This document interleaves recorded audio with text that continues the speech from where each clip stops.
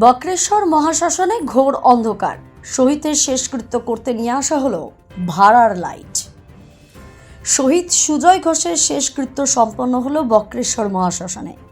ভারতীয় সেনাবাহিনীর রীতি অনুযায়ী শহীদকে গান স্যালুট দেওয়া হয়, কিন্তু অন্ধকারে কিভাবে হবে সেই প্রথা?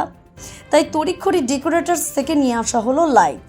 ভাড়া করা লাইটে হলো যাবতীয় রীতি, আর সেনাবাহিনী চলে যেতেই খুলে নেওয়া হলো সমস্ত হ্যালোজেনগুলো। ঘটনায় স্থানীয় মানুষ ছাড়াও বাইরে থেকে আসা সকলের মধ্যে সুপ্ত ক্ষোভ দেখা গেল।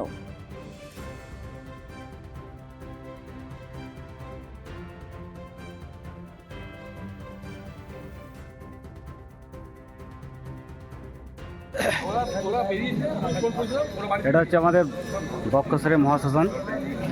দেখতে পাচ্ছ এই শ্মশানের পরিস্থিতি, মানে অন্ধকার টর্চ লাইট জেলে আমাদের শ্মশানের সঠিক দাহ কাজ করা হয়। আমাদের হিন্দুদের একটা রীতি আছে, যে রীতিতে মানে দাহ করা হয় সে জায়গায় পুরো অন্ধকার, টর্চ জেলে জেলে কাজ করতে হচ্ছে।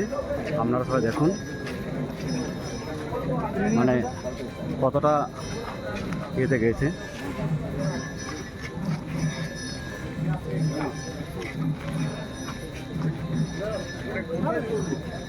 এটা আমাদের হিন্দুদের মহাশ্মশান, যেটা অন্ধকারের মধ্যে আমাদের এই শ্মশানে দাহ করা হয়। দেখতে পাচ্ছ সব অন্ধকারের মধ্যে হয়ে গেছে, মানে এটা মানে একটা বিষয় ভাববার বিষয় আছে।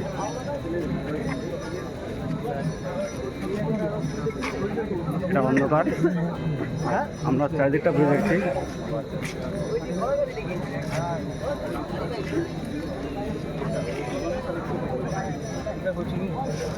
অন্ধকারটা দেখাচ্ছে,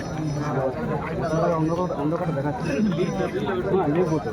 আমাদের হিন্দুদের একটা মহাশ্মশান, যেখানে আমাদের হিন্দুদের একটা জায়গা আমাদের, সেটা হচ্ছে বক্রেশ্বর মহাশ্মশান।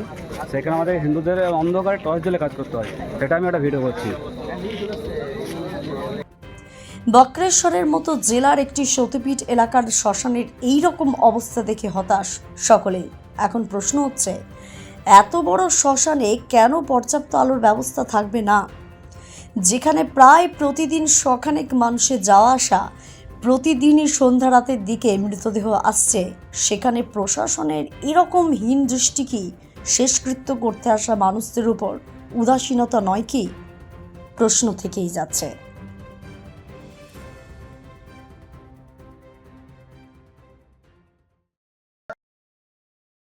দ্য সহজ পাঠ, সহজ কথা, সঠিক তথ্য।